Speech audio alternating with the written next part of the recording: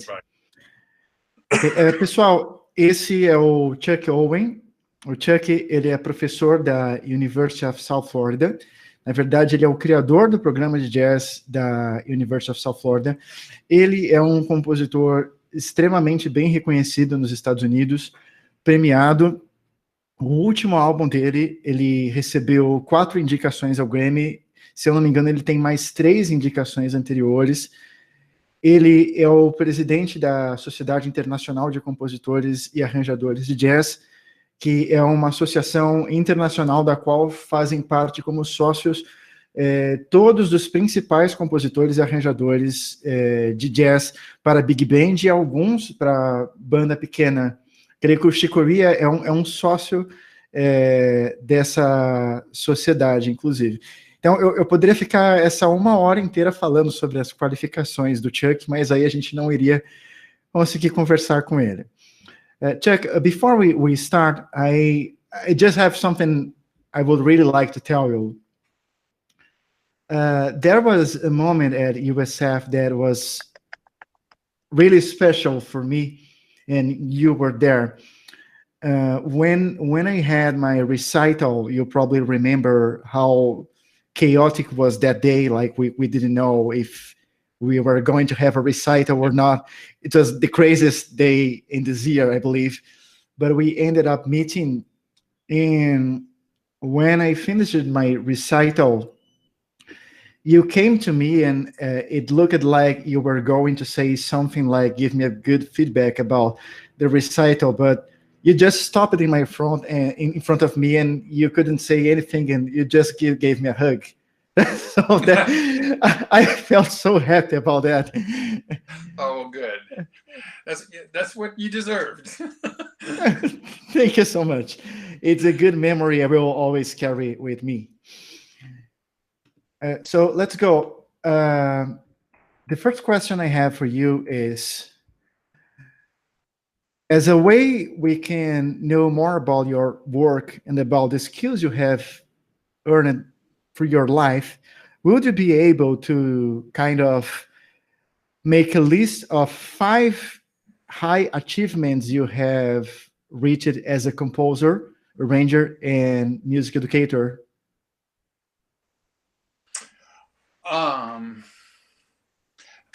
I guess, I mean, the obvious ones are the Grammy nominations for my albums, and just the recognition for my own albums. That would be one. Eu acho que os mais óbvios são as nomeações, indicações ao Grammy pelos meus álbuns. Esse seria um. I got a Guggenheim Fellowship. I'm not sure if you're familiar with that, but it's a very, very prestigious grant which allowed me to write that big concerto for jazz orchestra that featured guitar and saxophone.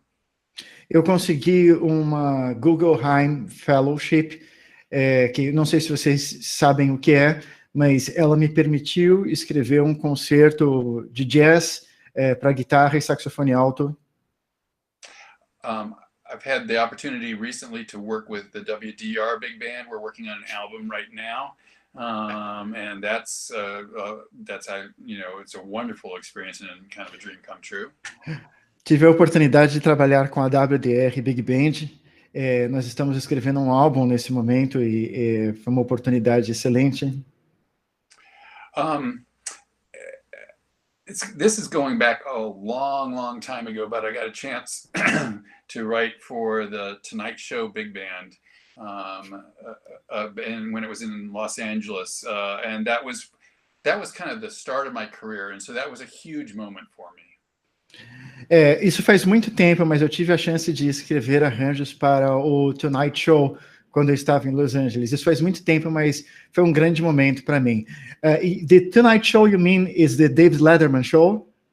No, this was back when it was Johnny Carson. The Johnny Carson. People probably... way before David Letterman, that's it? Esse Tonight Show é o show do David Letterman, mas a época que ele escreveu ainda não era o David Letterman apresentando. Acho que muitos de vocês devem conhecer. And I guess the last one, number 5, although they're all great, but was getting a chance to write for the Netherlands Metropole Orchestra as well. I did several projects with them, and that's such a wonderful group. E eu acho que o último que eu listaria é ter a chance de escrever para a Orquestra Metropolitana da Holanda ou dos Países Baixos. E é um grupo espetacular. Ok, thank you. Sure.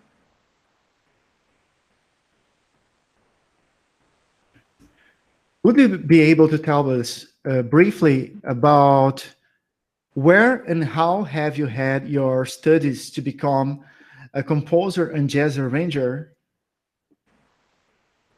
I started studying at the University of North Texas as an undergrad,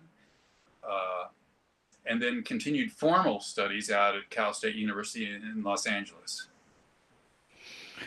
Eu comecei os meus estudos na University of North Texas, como no nível de bacharelado, e depois terminei meus estudos na Cal Arts em Los Angeles. I didn't know about that.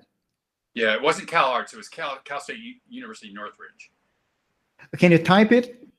I don't know, see the thing where's the chat?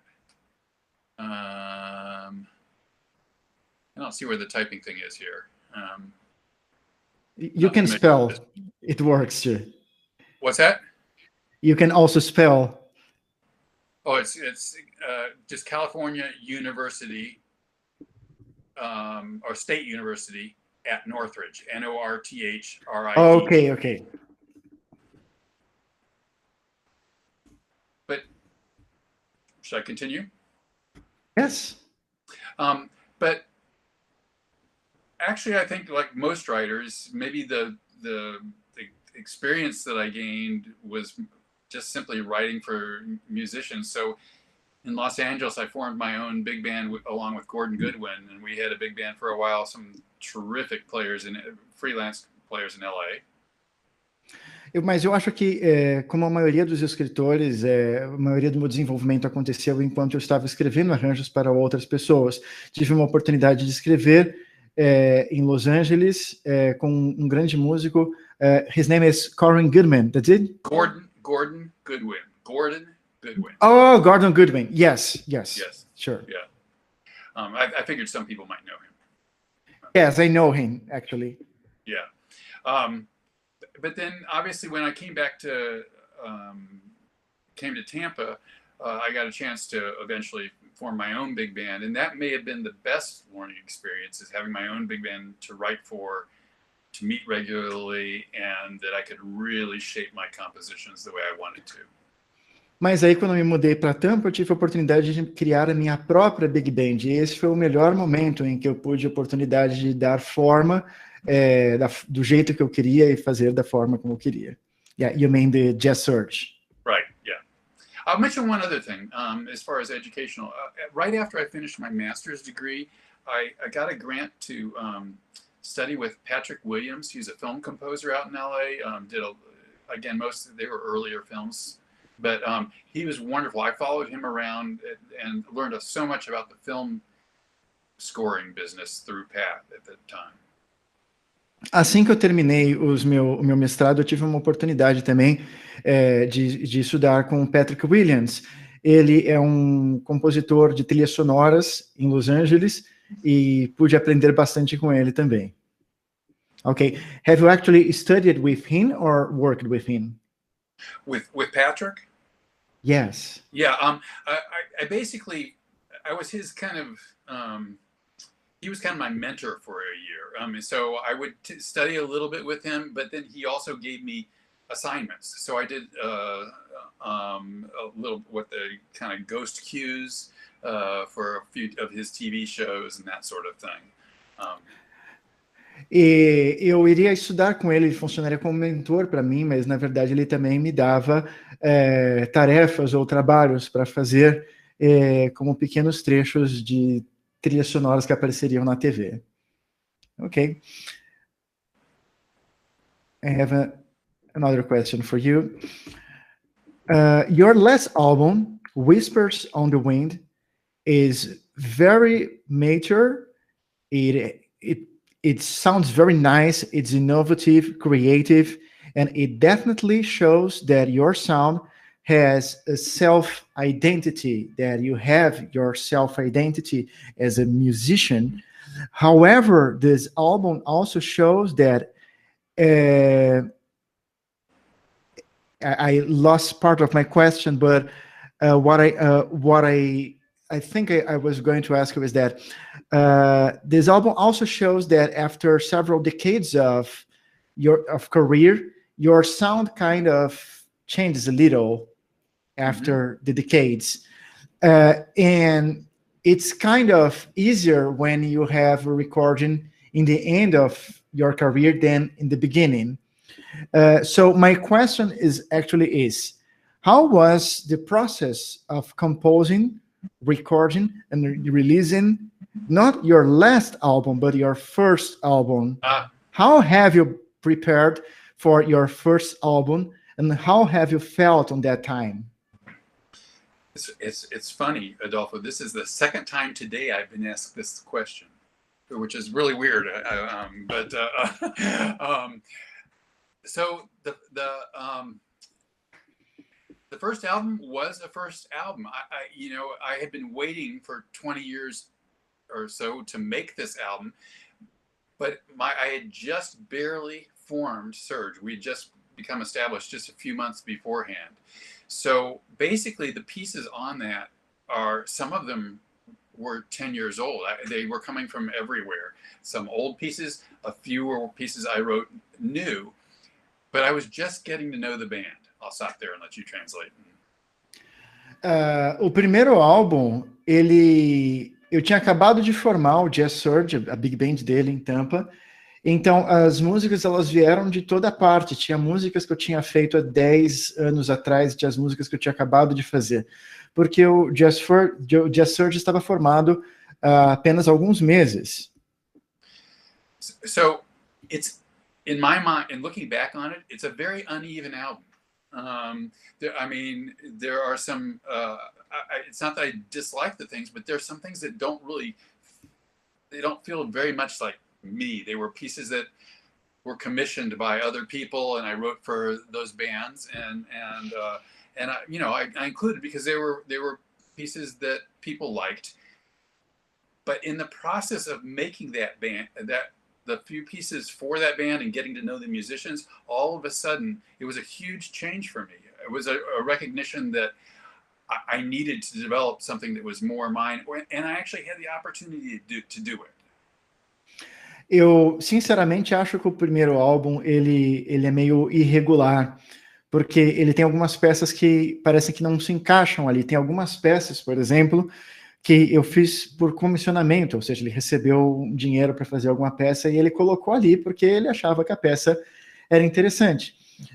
Então, a resposta dele basicamente é que ele foi pegando o que ele tinha e colocou ali, mas que tem algumas coisas que hoje ele escuta e parece que não são como se fosse ele.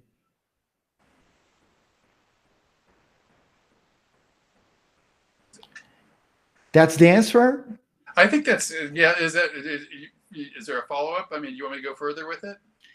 Yes. How have you done for kind of being prepared to press the album and sell the units of the album? Como você se preparou para prensar o álbum e distribuí-lo? So how did I kind of physically? Exactly. Yes. Oh, well, it was a lot different in those days. So that one, I'm trying to think. That one was with a label that no longer exists.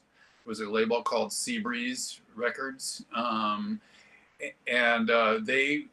their kind of specialty was big band albums, and in particular, a lot of big band albums that had educators involved. And so it seemed like kind of a good home. So they were very enthusiastic about it. And so they took care of all the pressing and they took care of licensing all of the arrangements and all of that sort of thing. I didn't have to do that. That's very good. Ele disse que no caso do primeiro álbum dele houve uma gravadora que não existe mais chamada Seabreeze, e essa gravadora eles tomaram conta de tudo. Eles tomaram conta da prensagem, da venda, da distribuição do álbum e da parte de licenciamento das músicas. Então que ele não teve que se preocupar com nada. That's very good. Let's move on. I have a very good question for you. For you, what is the relevance of the elements? One, self-identity, and two, innovation for a composer. I think that the self-identity, I mean, in some ways they're kind of both the same a little bit, but having something that separates your music from others is really important in this, and really at any point in time, but especially in this day and age. There is more product. There are more people putting out music now than ever before, even in jazz. I don't want to go too far for the translation purposes, but I've got a little story that I'll tell if you want. Yes. Let me translate first. Ele disse que ele vê a identidade própria e inovação possivelmente ambos com uma mesma coisa. Ele disse também que nos tempos modernos, na época de hoje, que você nunca teve tantas pessoas lançando música nova quanto agora, até mesmo no jazz. Please go on. So I went into one of our local WUSF FM, into Bob Seymour's office one time. And this was 10 years ago, but he had CDs stacked up at least as high as I was, all around his office, the entire office. And I looked at him, I said, "Oh my gosh, Bob, you need to kind of go through some of these CDs and get rid of some. Did you get all these this year?" And he said, "I got all of these this week." And I looked at it, I said, "You've got to be kidding me. How do you listen to it all?" He said, "I don't listen to it all." He said, "I couldn't possibly listen to it all." And that's my point, is there are so many people doing music that the reason people are going to be interested in your music is that you have something new, you have something different, you have some way of communicating with folks that is kind of comes from the heart. People can tell, and so that's why the kind of your own identity is so important. Rather than, I don't need to be another Maria Schneider or another Gordon Goodwin. Or another. I wouldn't complain at all if I could compose like Maria Schneider. This wouldn't be a problem. But Maria exists, and you don't want to write like that. You need to do something that's different. Ok. Ele disse que numa rádio local de jazz que tem em Tampa, ele estava lá na WUSF com o Bob Seymour, que era o presidente da rádio, e ele entrou no escritório dele, tinha uma pilha de CDs que era no mínimo da altura dele, mas essa pilha de CD ela se espalhava pelo escritório inteiro, tudo na altura dele. E ele disse que falou assim: "Oh, meu Deus, você recebeu todos esses CDs esse ano, é melhor você começar a escutar eles." E o Bob Seymour, presidente da rádio, disse: "Não, eu não recebi esses CDs todos esse ano, eu recebi esses CDs nesta semana." Isso, uma rádio de jazz. E ele falou assim, não existe nenhuma possibilidade de eu conseguir escutar isso.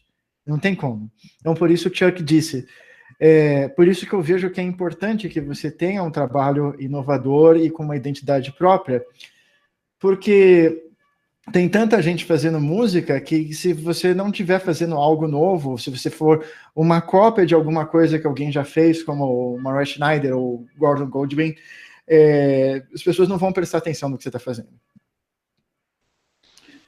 I can also talk if you want. I mean, developing a personal sound or kind of is not something also that you necessarily kind of think about.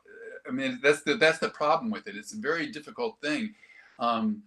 Is if you sit there and you strategize too much, it feels false. It's really got to come out of kind of who you are, and but for me, at some juncture, I was thinking I was working on my second Surge album. I started thinking about things that I liked that weren't big band music that I liked that it wasn't, and I particularly at the time I was really into Bill Frisell's music, and I said, boy, I love that music. It just really speaks to me, and there were a few other albums along those lines, and I thought, well, why didn't I try and see what this would sound like if I, transformed it into some sort of big bandy sort of thing. So I didn't take any of Bill's pieces, but what I did take are some of his kind of voicings and that sort of thing. I started playing with those, and I recognized that I loved this sound. This felt like me more, and out of that, I recognized that this whole notion of American folk music was a starting point for me. But it wasn't false. It wasn't saying, I need to do this. It came, from what I love. Good. Sorry, that's too long. A little. I will try to remember everything. Okay. Ele disse que tem mais um ponto que ele quer falar, que, assim, às vezes você ter uma identidade própria e ser inovador não pode ser uma coisa intelectual, uma coisa difícil, uma coisa que você fica forçando a acontecer, que não dá para ser. Porque uma vez que você tenta criar estratégias para criar um novo som, ele acaba soando falso, não soa natural. Então, que você simplesmente tem que ser você mesmo.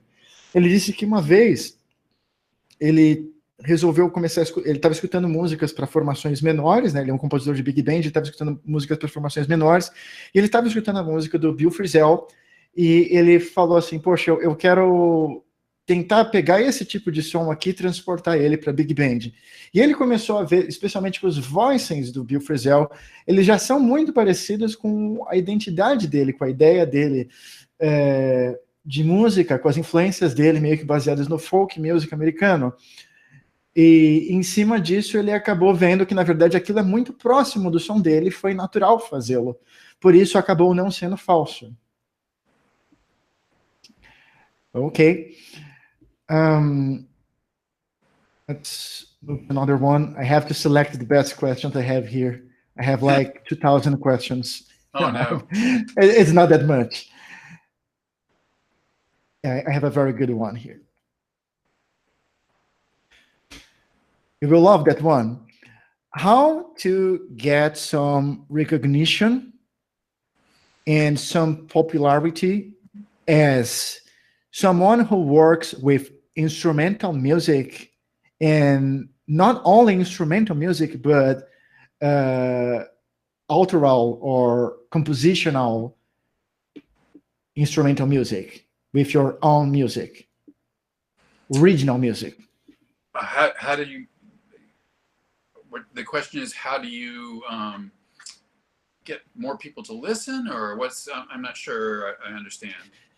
Yes. How do you get some kind of? How do you become a well-recognized person in the music business, or for listeners, or get some kind of popularity as a composer or as a musician while you are working with instrumental music and original music?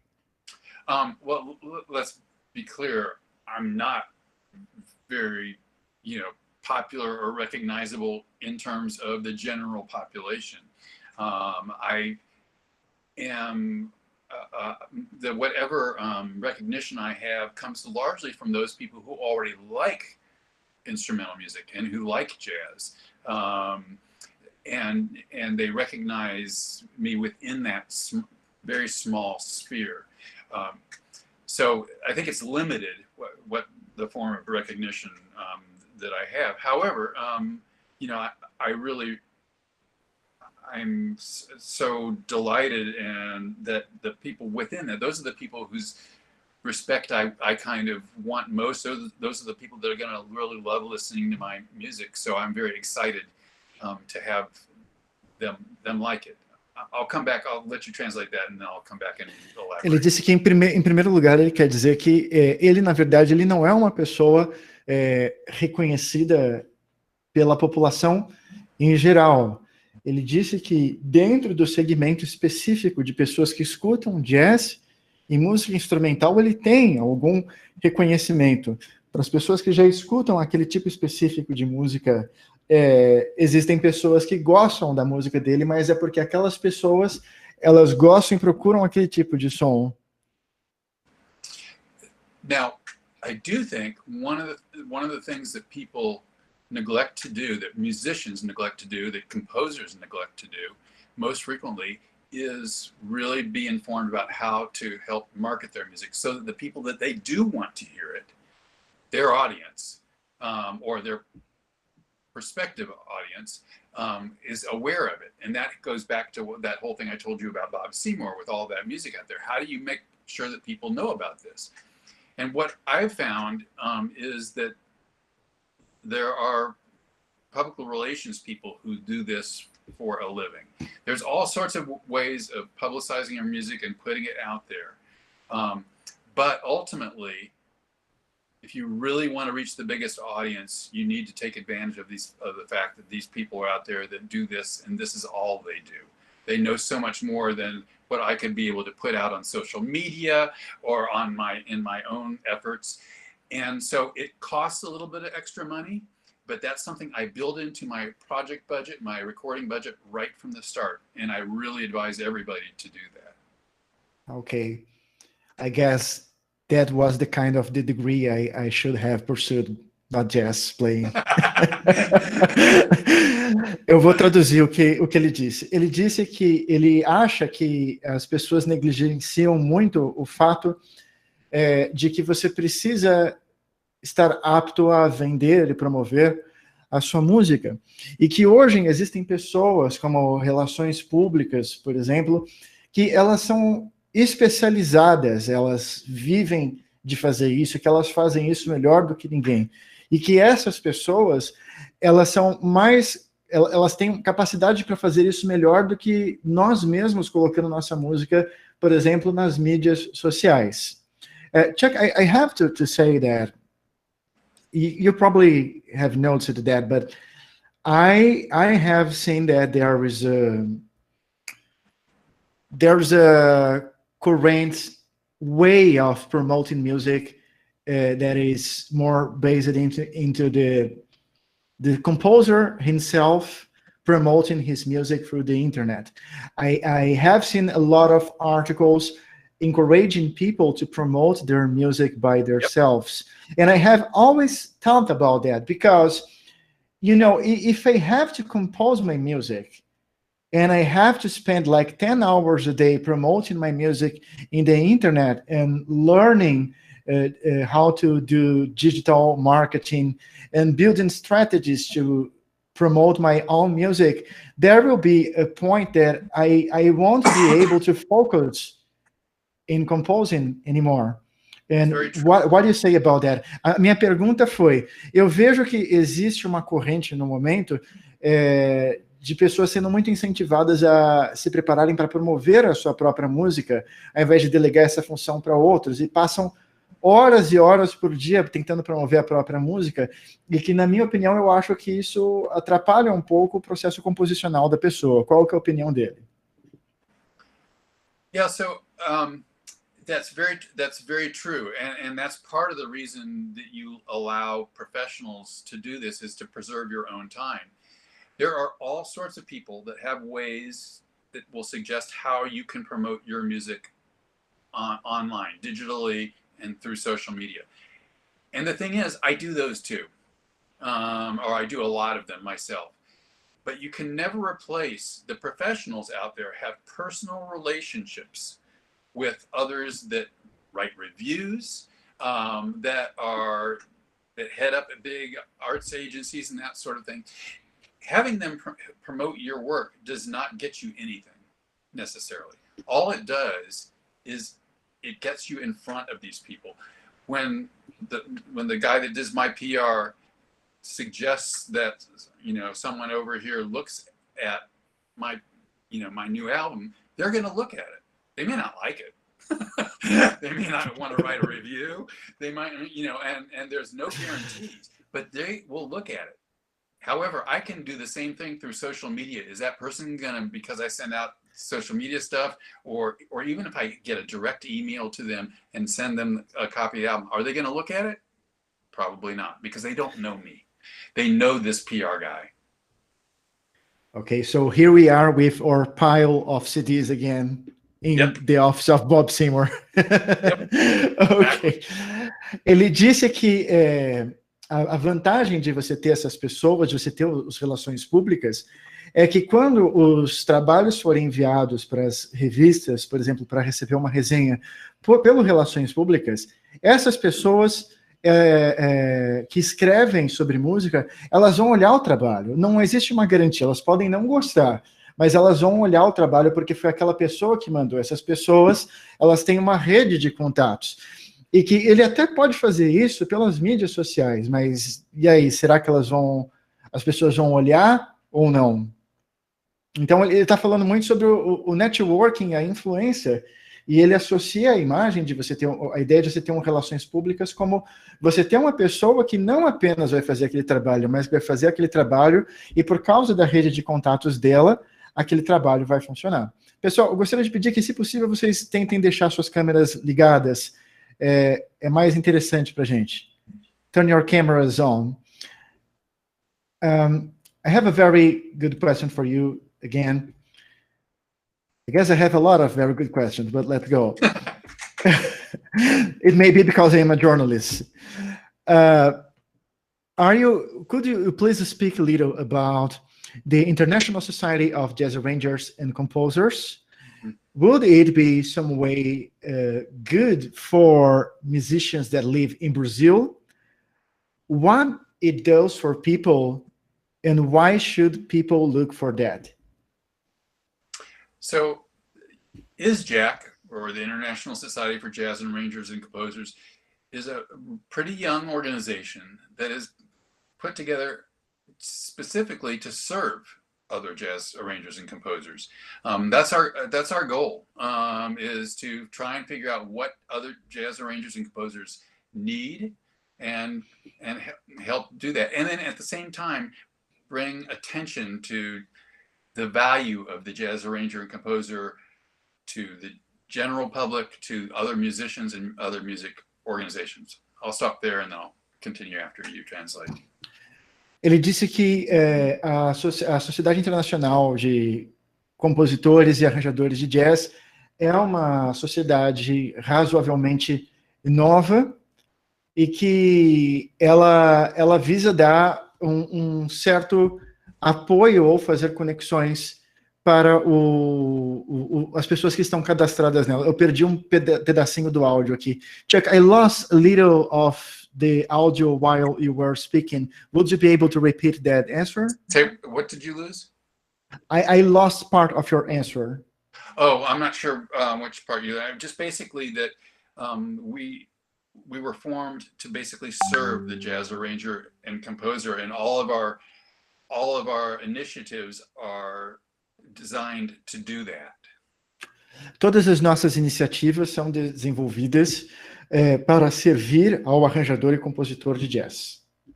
So there's a variety of different ways we've tried to do that. One of the things is to just get a really good conversation start, bring the jazz composers from all over the world together in one spot, which is our Jazz Composers Symposium, every 2 years, to allow them to inspire each other, to help each other, and to kind of listen to some great music at the same time.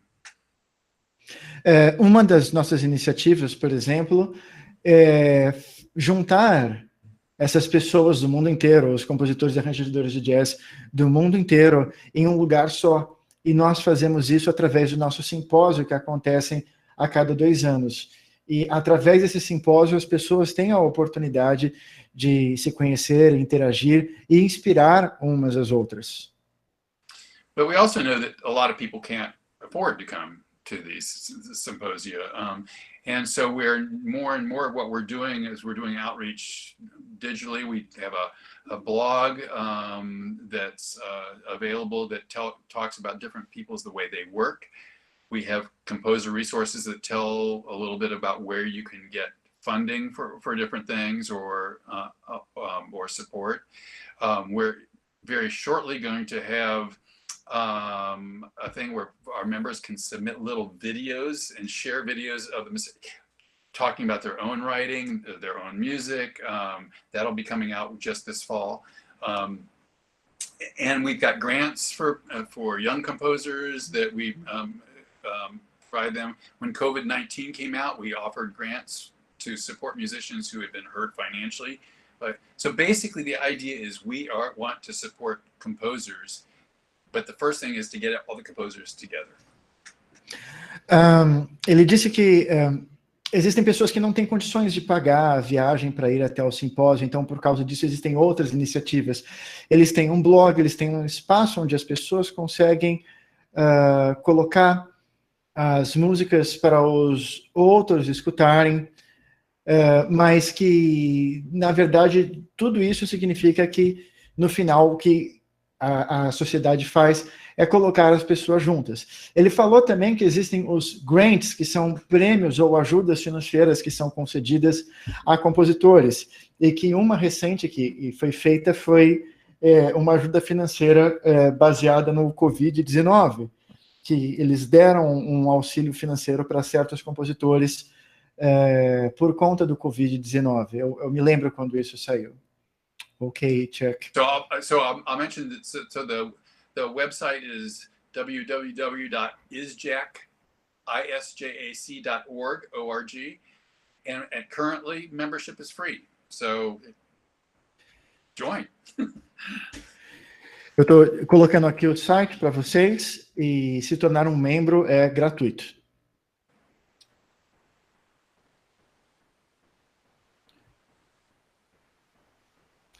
Okay, let's move to another topic. I love that question. Could you please, I have done this question to Jack first. I have asked Jack first. Okay. Could you explain how are your composition and arrangement classes, both for the bachelor's level, I mean the composition and arrangement class, and for the master's level, so you can speak about the applied lessons and the seminar in jazz composition? I have asked Jack about his popular jazz styles class, which I still have nightmares about that sometimes. Yeah, I'm sure you do. So you just want me to talk about the classes that I offer? Yes, I would like you to explain how they work for people who are in Brazil, because we don't have the jazz studies degree in Brazil. Okay, yeah. So predominantly, I teach two types of composition classes now. Although I also do I do an introduction class for undergraduates for jazz arrangers and composers. All of our jazz studies majors have to take that because we feel at the University of South Florida that it's really important for all jazz musicians to know, at least have a basic background in how to write and score for groups that they might be working with. I'll stop there and let you. Então, assim, basicamente tem dois tipos de disciplinas que eu ensino aqui na University of South Florida, baseadas em composição e arranjo. Uma dessas classes é uma classe que eu ensino, uma disciplina que eu ensino para o nível de bacharelado, que é uma introdução à composição e arranjo, porque aqui na University of South Florida, nós acreditamos que é importante para qualquer músico ter uma noção, pelo menos básica, de como compor e arranjar para a vida profissional deles. In that undergraduate class, as you well know, we have to learn to write for a rhythm section, for saxophone sections, for groups with 2 horns and 3 horns, and ultimately have to write for a big band. Nessa disciplina, nós temos que escrever para a seção rítmica, nós temos que escrever para 2 sopros, 3 sopros, 4 sopros, e mais recentemente nós temos que escrever para big band também. So this online course I have been teaching for 12 weeks. It actually covers part of the knowledge regarding writing for 2 horns, 3 horns, and 4 horns. That's what we have been doing for the intermediate level. We haven't tried any big band reading, and this is not going to happen, but it was excellent because I personally believe that the best way someone can understand the arrangement of music, it's not only analyzing the arrangement, but also writing the arrangement. Oh, Então, absolutely. eu expliquei a ele que nós temos feito isso aqui, que porque minha crença é de que a melhor forma de uma pessoa entender como funciona arranjo é fazendo arranjo. And I will add one other thing that's really important is being able to hear real musicians play the music too. That's really important. I know it's hard to do right now with COVID, but it's really important. É uma coisa que eu acho que é muito importante dizer, é muito importante vocês escutarem músicos de verdade tocando o arranjo. So the other class I teach, I teach applied just private jazz composition lessons to our graduate students, but we also teach a seminar in jazz compositional styles for graduate students. And the whole point of that is to go back throughout jazz history and look at the different composers who have been important in jazz and how they differ from each other, and the techniques they use, the voices that they had, with the idea of informing our own writing. E eu ensino também as aulas individuais no nível de mestrado para os nossos alunos de composição de jazz, e também tenho uma outra aula que é o seminário em composição de jazz e estilos do jazz, que lá basicamente nós analisamos e estudamos as obras de diferentes compositores e tentamos identificar as diferenças entre as vozes e características de cada um, o estilo, etc. So this kind of work is what I have been doing with the advanced level of this course. We have been understanding the history of jazz in the eyes of Brazilian musicians, but it's Right. still the history of jazz. And we have been analyzing compositions and discussing the evolution of the style, but not with big band music, but mostly with small ensemble arrangements and compositions. Sure. Então eu expliquei a ele que no nível avançado é o que nós temos feito, mas para bandas pequenas. That's terrific. Okay. Let's move. Another question. I will ask you one or two more, and then I will give space to the students to ask you some questions, okay?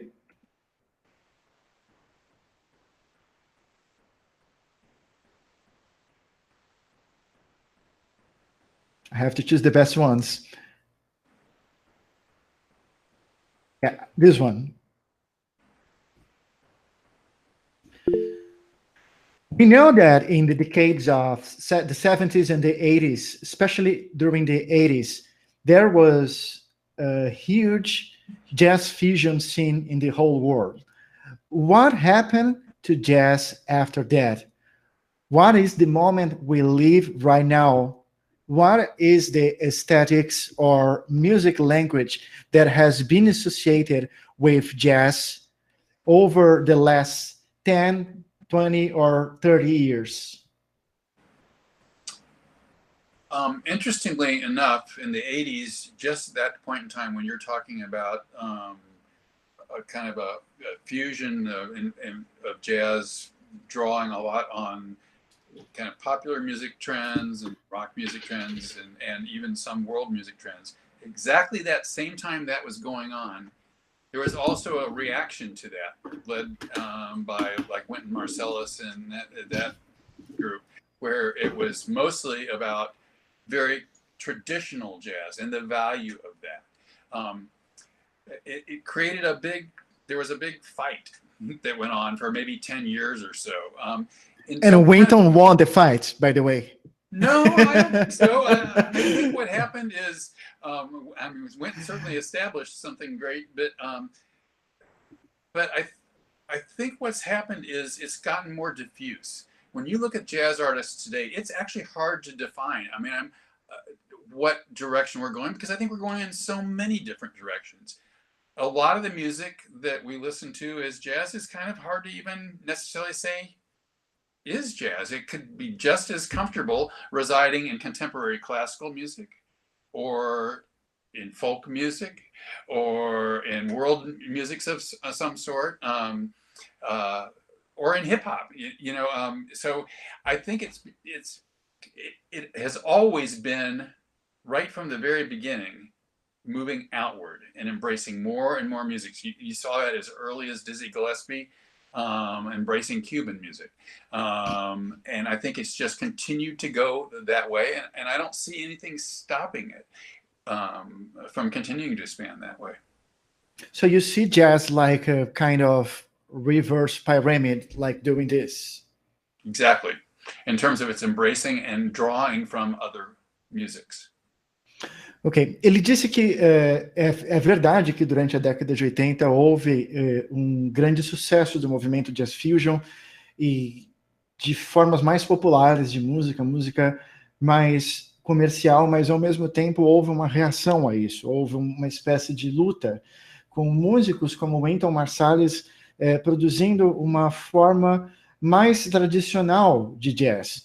E o que aconteceu e o que acontece, na verdade, em toda a história do jazz é um movimento de abertura, um movimento de expansão, um movimento de se tomar diferentes direções e de ampliação dos horizontes. Por isso que no final eu fiz essa comparação com a pirâmide invertida, porque é como se nós estivéssemos partindo disso indo para diversas direções. Então, o Chuck enxerga o jazz de hoje como algo tão amplo que chega num ponto que você não consegue dizer mais claramente o que é jazz, o que não é jazz, quando é world music, quando é hip hop, por exemplo. Okay, I will ask you one more, and then I will let the students ask you some questions before we end, okay?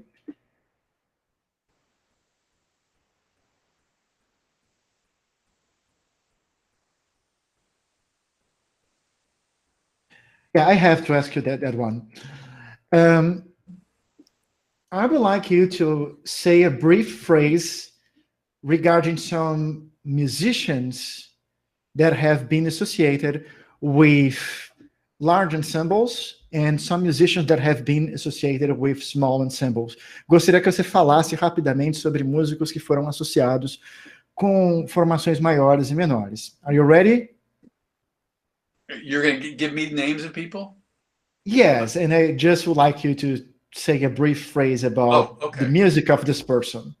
Okay. And some of them have been associated mostly with big band music or large ensemble writing, and some of them mostly small ensemble. Okay. Eu vou falar os nomes de alguns músicos associados a formações musicais maiores e menores e pedir para ele falar a opinião dele. George Gershwin. Wonderful composer from the standpoint of introducing Americana to the classical music world, not necessarily a jazz composer. Excelente compositor no ponto de vista de colocar o folclore americano dentro da música erudita, não necessariamente compositor de jazz. Leonard Bernstein. Very similar in that respect. Incredible conductor.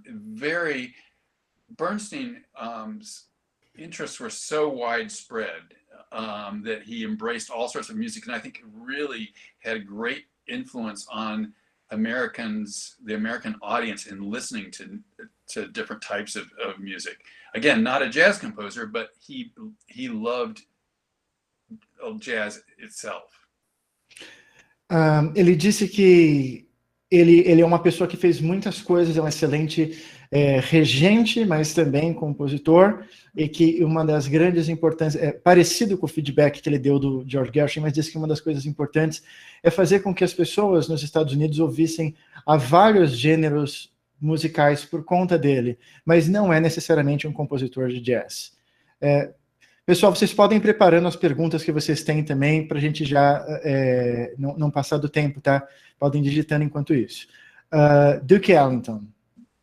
Oh, the quintessential jazz composer, the person who basically defined, especially for big bands, you know, what jazz could be like in a big band. He is very individual in his approach. Nobody sounds like Duke Ellington, and what the cool thing he embraced was the ability to draw out the individual voices and to give space for the individual voices of his musicians inside a large big band. And that's still the model today for that. I knew we were going to have a long answer for this one, but that's Sorry. okay. Ele disse que é o compositor de jazz essencial, que ele foi o cara que definiu como seria o som da Big Band e que dentro do formato da Big Band, que ele deu voz a cada um dos músicos, que ele foi um cara que soube explorar a sonoridade e a voz de cada um dos músicos individualmente. Quincy Jones. Quincy started out as a jazz composer, great jazz composer, but became probably better known as a producer because his vision was so broad in terms of what music had to offer. Ele era essencialmente um compositor de jazz, mas acabou se tornando um produtor. A visão dele musical era muito longa, o que ele tem a oferecer é muito amplo. Mariah Schneider. Maria is a wonderful composer that has really opened the door for the big band to be treated as a contemporary, serious orchestra. Uma compositora maravilhosa que abriu as portas para a Big Band ser tratada como uma importante orquestra séria. Lembrando que a palavra séria ela pode ser traduzida também como típico da música erudita. Okay, the last five. Monk. Monk is one of our greatest small group jazz composers. He's really almost like a songwriter, and his pieces are so distinctive and they're such wonderful miniatures. No one kind of compares. Ele é um ótimo compositor. Suas peças são muito distintas. Ninguém se compara. Maravilhoso. Ornette Coleman. Ornette Coleman opened the door to a different type of composition, one that was more conceptual, but also that really provided his musicians with a springboard to be themselves again. Ótimo compositor, mais conceitual, mas permitiu aos seus músicos serem eles próprios. Hermeto Pascoal. You know, Hermeto's music is, I don't know the complete body of work as much as I should, but it's incredibly diverse, and you guys know it better than I do. I don't think I should be telling you about Hermeto's music, but it's so unique. I mean, it's really hard to put a categorization on it, but that's what it's about, outrageous as well as beautiful and folk-like. Ele disse que a música do Hermeto ela é difícil de ser classificada, que ele não tem um conhecimento da obra inteira do Hermeto, mas ele conhece o suficiente, e disse que é muito único, que não soa como nada, que tem uma identidade própria. Pat Metheny and Lyle Mays. Both wonderful composers, and that by virtue of their shared vision, created just a tremendous group. I think it's been one of the models for contemporary small group writing, in addition to being just wonderful players. But the writing was really terrific. I knew Lyle at school. I was at University of North Texas at the same time with him. He was a genius back then, and sadly a genius that died way too young. But I think both of them drew on this whole idea of the American folk tradition and they've been very influential for my own writing. Eles são compositores maravilhosos que ajudaram a definir o estilo do jazz contemporâneo. Eu conheci o Lyle na universidade, ele já era um gênio, então, infelizmente, é um gênio que foi embora muito cedo. E eles dois também são ótimos instrumentistas, influenciaram muito a minha visão artística. The last one, the Yellow Jackets. You know what? I haven't listened to the Yellow Jackets in a long, long time now. I listened to a lot in their earlier albums. But of the bands in that genre, especially after Bob Minster joined them, I think they really kind of elevated that music to what was at times maybe a little bit initially very kind of pop oriented into something that's really thoughtful, writing wise, adventurous, and yet still coming out of that kind of jazz rock / fusion tradition. Ele disse que faz tempo que ele não escuta o Yellow Jackets, ele escutava mais os primeiros álbuns, mas que especialmente desde a época que o Bob Minster entrou, que a banda adquiriu uma identidade sonora mais profunda. It's a very big coincidence because yes, Russell has just joined us.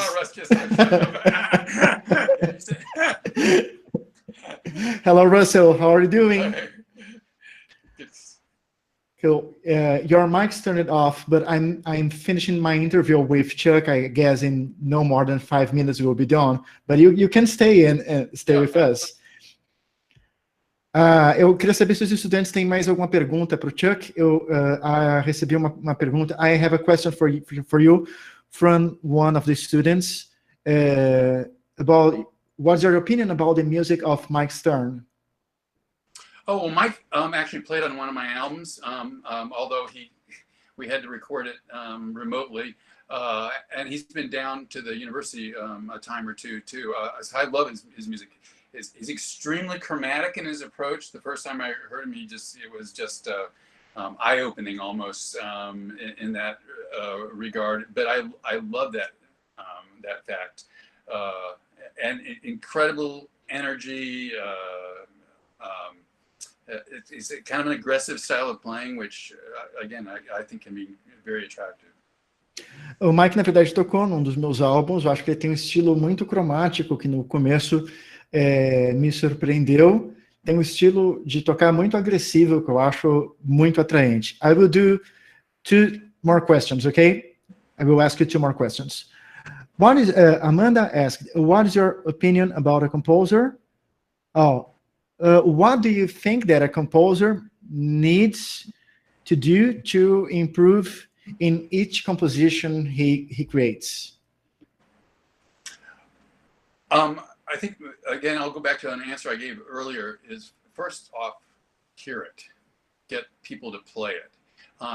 So one of the biggest things you're going to do to improve is to hear it, because you take in your own reaction to it. And make note of that. I mean, definitely get it recorded so you can listen again and again, but you will learn from that. Go ahead, make a few revisions. What I always recommend is do 1 revision pass and no more than 1. After that, you're kind of done.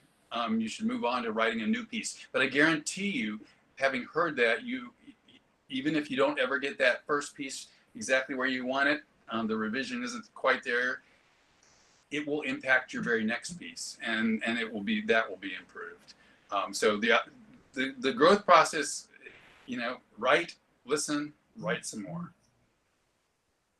Ele disse que o ponto mais importante é você ter outros músicos para tocar a música que você está fazendo e você fazer uma revisão, mas apenas uma vez. E no final ele descreveu que o processo é escrever, escutar e escrever mais. Luiz, eu vou precisar fazer só uma pergunta. É a sua. Ok, the last question. Wait, I'm trying to translate that.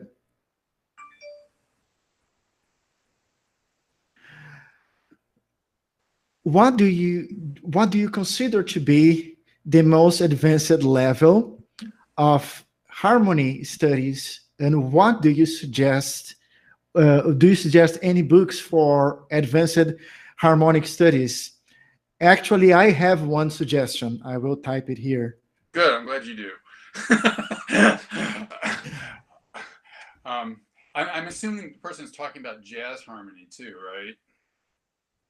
Yes, jazz harmony. Yeah, you know what's funny? I don't use any books in my teaching for that. I work with people on that a lot, on how to expand their harmonic kind of overview and worldview.